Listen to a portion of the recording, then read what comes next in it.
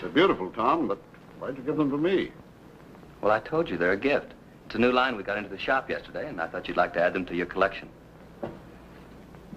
Tom, you know I can't take a gift from a patient. What's with you, Doc? Don't you ever forget you're an analyst? Something's disturbing you. You want to talk about it, Tom? No, I don't want to talk about it. And I'm warning you, Doctor, get off my back. I'm not on your back. But something is. Who's riding you, Tom? You and the rest of them. You're trying to trick me into losing my temper so that you can railroad me into an institution, aren't you?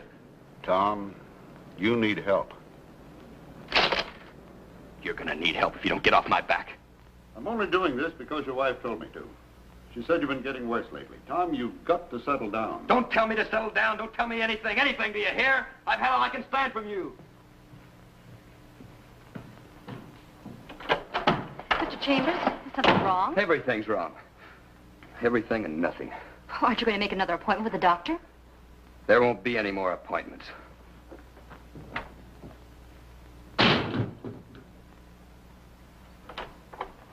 What happened, Doctor? I heard all that shouting. Are you all right? Doctor?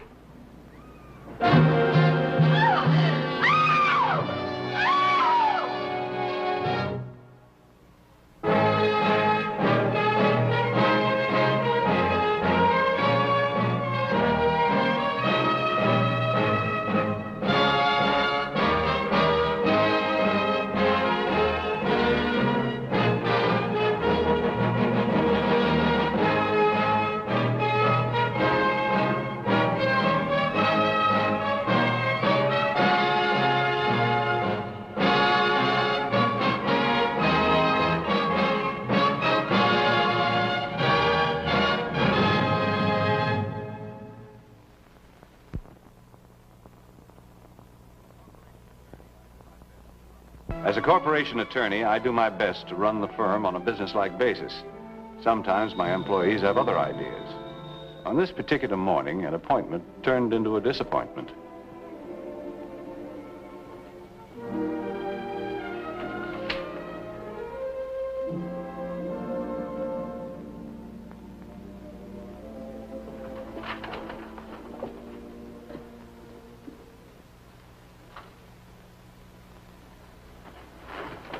Miss Thompson, could you spare a moment? Oh, yes, Mr. Maris. Would you set up an appointment with Mr. O'Brien for 10 o'clock, please?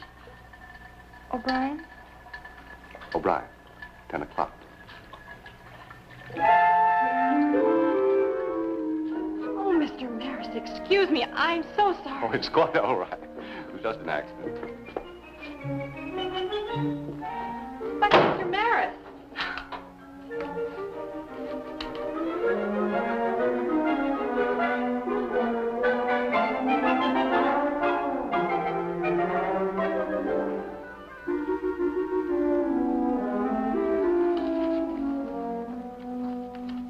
Mr. Maris.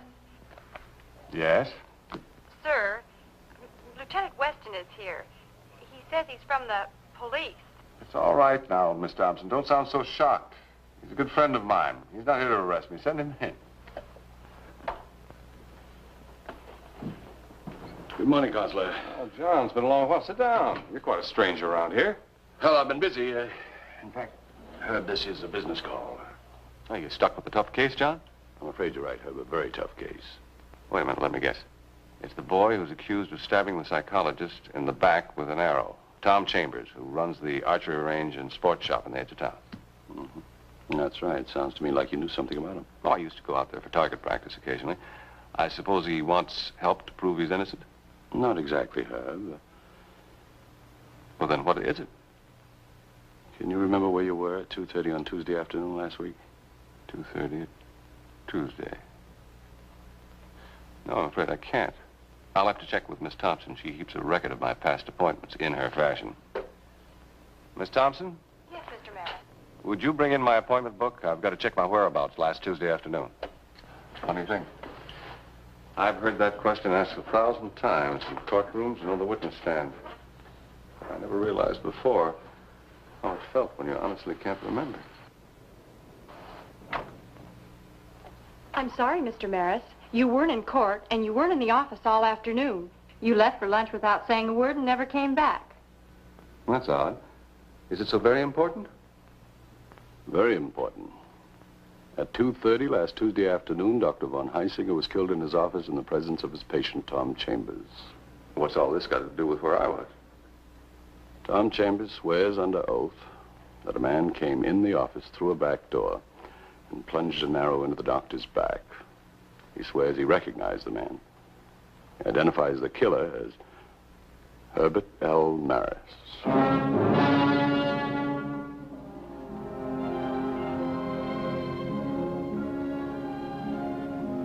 Lieutenant Weston had granted me permission to face my accuser alone. But unless I could persuade Tom Chambers to tell the truth, I was in for some embarrassing moments.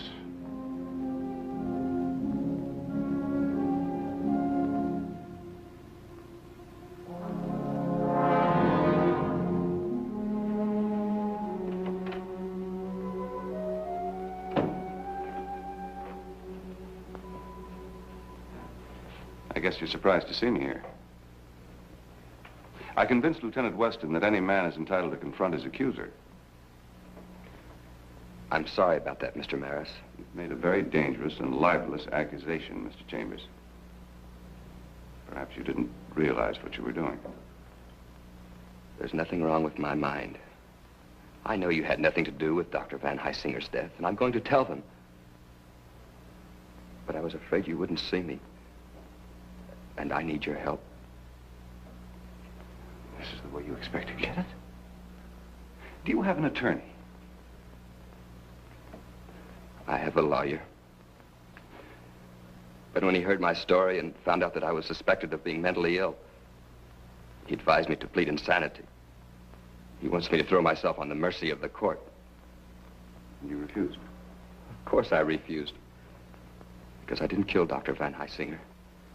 And there's nothing the matter with me mentally.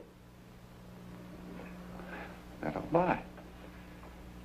Anybody clever enough to figure out such a scheme to get me into a case is obviously in full possession of all his faculties. Then you'll help me, Mr. Maris?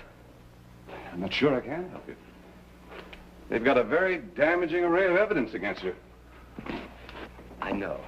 And it's true that I've been nervous and on edge lately, but it's just business worries. My wife, Betty, knows that. It was my partner, Roy, that wanted me to see Dr. Von Heisinger. But you were his patient. I was also his friend. That was a personal call. I just dropped by to give him a little gift. He was interested in archery. But you did quarrel with him, didn't you? Yes, I guess I lost my temper, but that's all I did. When I left his office, he was alive. There's just some way to prove it. I think I understand what you mean. You do? Yes. Today, when Lieutenant Weston questioned me and I had no alibi, I suddenly realized how it felt to be a suspect and alone. Please, don't walk out on me. Chambers, I'll make a deal with you.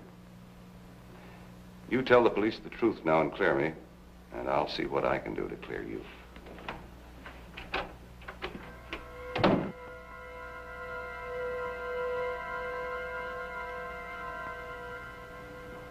If nothing else, my visit with Chambers had convinced me of one thing. He certainly needed counsel.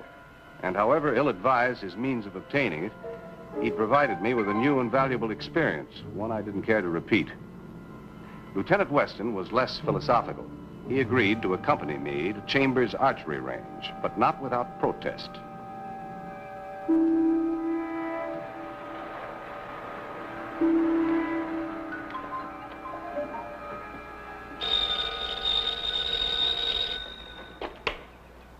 Hello? Oh, yes, Mr. Rogers. A party of 4 for archery instructions at 1 o'clock? Well, could you make that 2, Mr. Rogers? We're booked up till then. Well, thank you very kindly. Goodbye.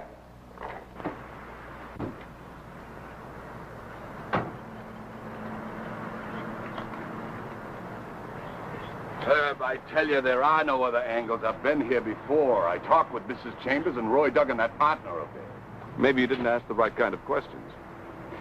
I didn't come in from the corridor and kill the doctor, but somebody else might have. I'm sorry. There's only one other key to that office. And the janitor of the building has that. At the time the murder could have been committed, he was downstairs in the lobby sweeping in plain view of a dozen witnesses. You're convinced that no one else entered or left there? Tom Chambers was alone with the doctor in the office. He admits it. He admits he brought the arrows. He admits there was a quarrel. But he doesn't admit to murder. Betty? Are you all right? Of course, Roy. Wouldn't you like to take the day off, get some rest? There'll be no rest for me until we find out about Tom. Well, that might be very soon. Looks like we have some visitors. How is he, Lieutenant? Your husband's fine, Mrs. Chambers. Mr. Maris here just had a long talk with him. Tom asked me to represent him. Well, you see, I told you everything would be all right, Betty. With you on the case, Mr. Maris, I'm sure we have nothing to worry about. Well, I'm afraid it isn't quite that simple. But you know my husband is innocent.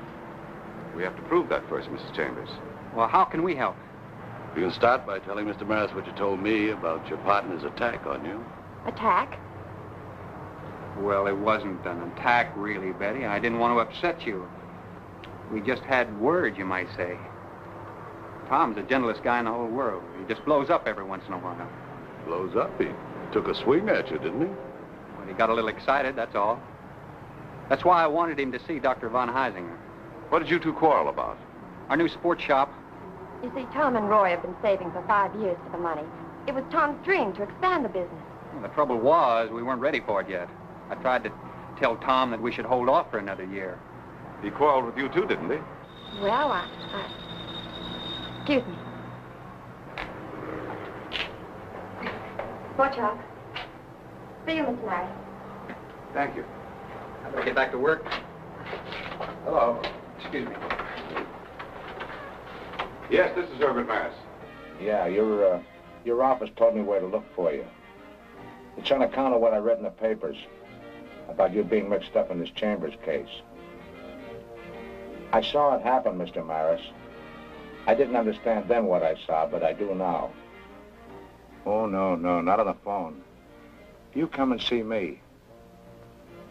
I want something out of this. Half an hour. 12th story of the Osborne building. The end of the corridor. And never mind the room number. I'll be there. And, come alone.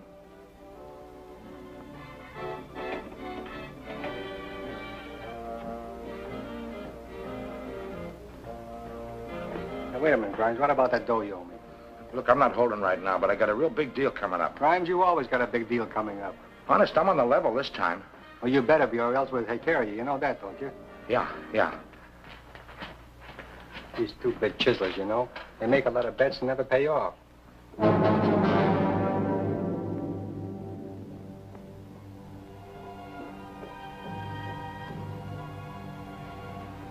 I told Lieutenant Weston I had a business appointment, which was the truth, and dropped him off back at police headquarters.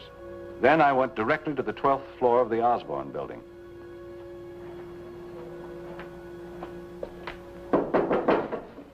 Hey, Mr. Maris, over here. You're a painter. I thought you'd be surprised at that. That's how I saw what I saw. I was on the job working on the building across the way from Dr. von Heisinger's office. Just what did you see, Mr. Grimes? Plenty. Maybe nothing.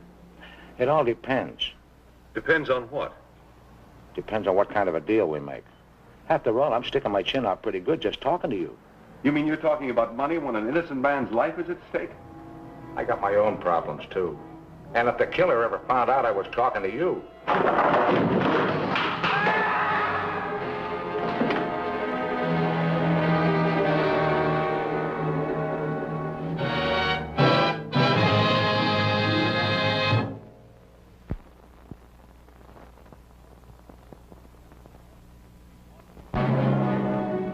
At least one thing was certain. Tom Chambers couldn't possibly have killed Grimes. But it didn't clear him of the doctor's murder. Grimes knew Chambers was innocent. If you could have heard him... I would have if you'd have told me where you were going. He wouldn't have talked if you'd been there. Besides, he wanted money. And now he won't talk to anybody. Maybe somebody overheard him call me to set up the appointment. Herb, I checked on that. Grimes called from a bar and grill near the Osborne building. The bartender said there were only 2 other customers in there at the time, and one of them knew Grimes. A friend? I'll let you judge for yourself. Send Hardnose in there. Hard-nosed. Mm-hmm. Anthony J. Devanna, and they don't call him Hardnose for nothing. All right. So what's the beef, Lieutenant? Sit down, Hardnose. Who needs it? I've been sitting for 3 hours ever since you hauled me in here. And you're likely to be sitting a lot longer unless you cooperate. Cooperate? What's to cooperate? I ask you, Mr. Maris is the name. I'm an attorney. Lawyers, cops and lawyers, always gang up on an honest citizen. Now listen, Hardnose, nobody's ganging up on you. All we want is the truth. But I already told you, honest. It was like Fayetteville in there. I didn't hear nothing. You admitted you knew Grimes, and that he owed you money for playing the horses. Look, in my business, a lot of people owe me money. But do you think I'd be sucker enough to knock a guy off for $300? Ain't you ever heard about inflation? This is nothing to joke about, Hardnose. Whether you know it or not, you're a suspect. The way you talk, you think that I was the only guy in the joint when the guy made a phone call. What about the dame? There was a lady present. I don't know from no ladies. It was a dame. She works for some doctors across the street, always in there for breaks and lunchtime. It used to be a good, legitimate little bar. Ain't it a drag the way some of these characters louse up a joint? You said she worked for a doctor. Yeah, Von somebody. I don't know his name. Where is she now? I'll bet she's over there right now warming up a stool. But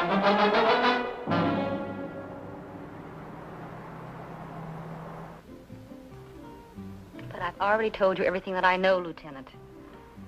I believe that I did see a man talking on the telephone. Is that a crime? The bartender said that when Grimes left, you followed him out.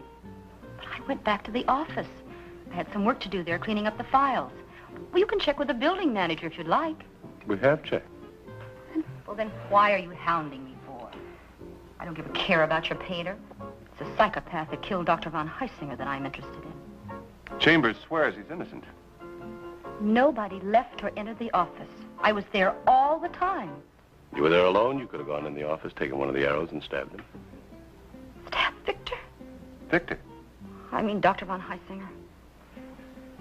you thought a great deal of your employer, didn't you? I was in love with him. Now all I'm doing now is waiting.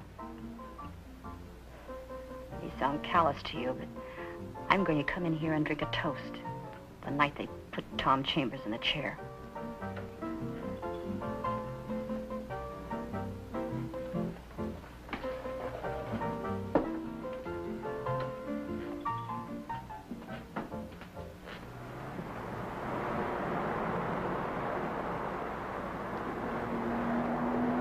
I told you, Herb, no help there, and I'm afraid when the medical report comes in, it'll certify that Tom Chambers is mentally disturbed.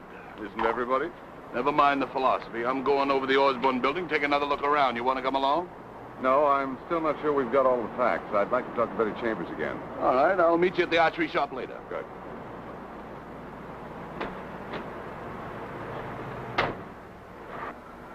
Keep the left arm locked. Put that right arm up. Now, the thumb in the corner of the mouth. Gives you a nice even pull. Very good.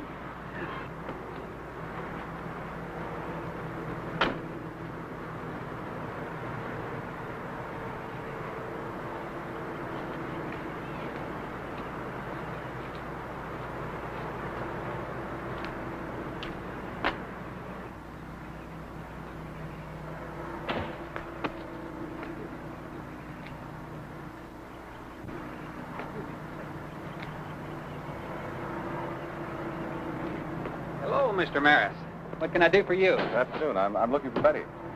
Well, she didn't come in today. In fact, I called her home and no one answered. I'm a little worried about her. So am I. Have you heard anything new?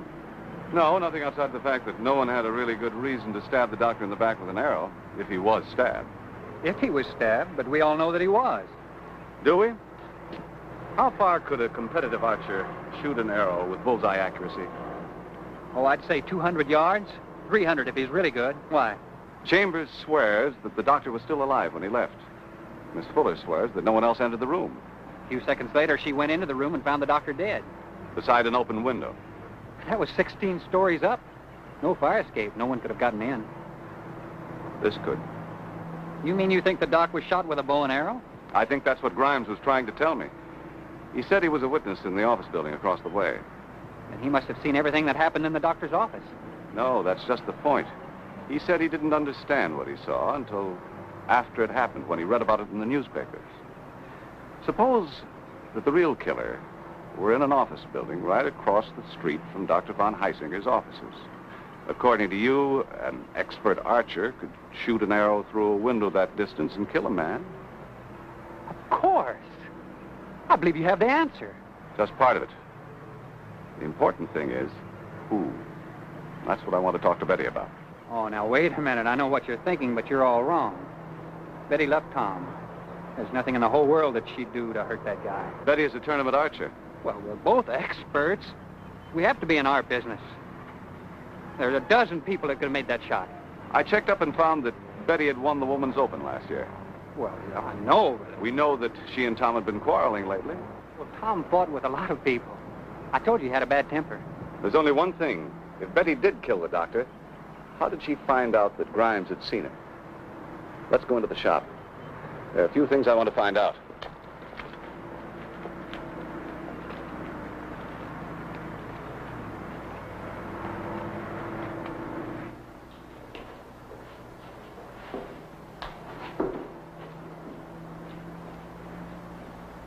What exactly are you looking for? This. A telephone? Well, that's just an extension. There's another one out there in the office. I know. That front office phone is the one I used yesterday when I talked to Grimes. Oh, I see. And you figured the killer was there with Grimes when he called you, is that right? I did figure that. But that was before I knew that you had this extension. The killer could have used this to listen in on our conversation. You mean Betty? No. Betty was with Lieutenant Weston and myself out front when Grimes called. Oh, I see. Then someone sneaked in here and listened on this phone. Yes. You. Me? Why should I want to listen in on your conversation? I can tell you why, Mr. Maris. I've just come from the accountant's office. I've been going over all the accounts with him. Betty, you don't understand. I didn't, and neither did Tom. But now I do. Tom's quarrels, his fits of temper, they were all because he was so anxious to start building the new shop. I told him to wait. We didn't have enough money saved. We don't have any money saved. You've been withdrawing it all from the account. You got worried that Tom would find out, so you decided to frame him. You suggested that he'd take those errors to Dr. von Heisinger, knowing that that would incriminate him as soon as you shot the doctor.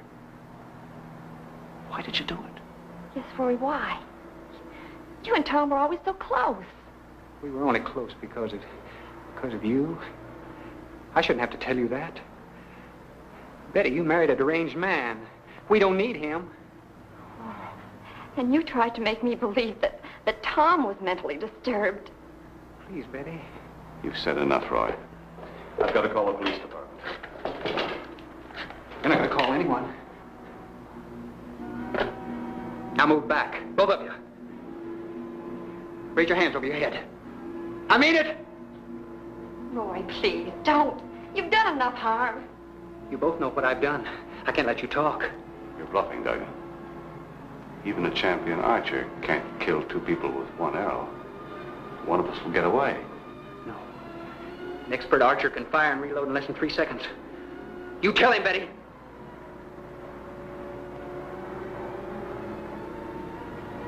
How are you at moving targets?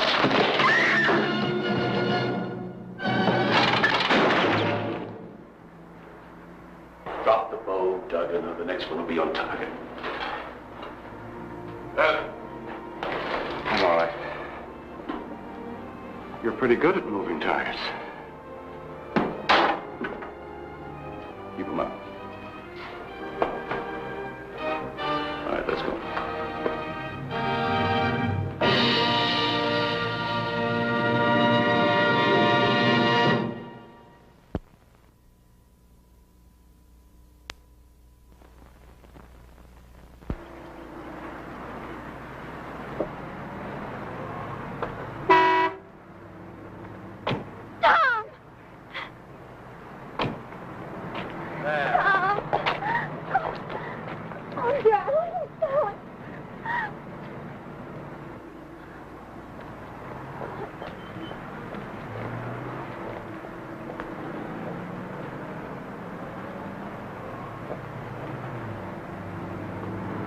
Come on, Cupid.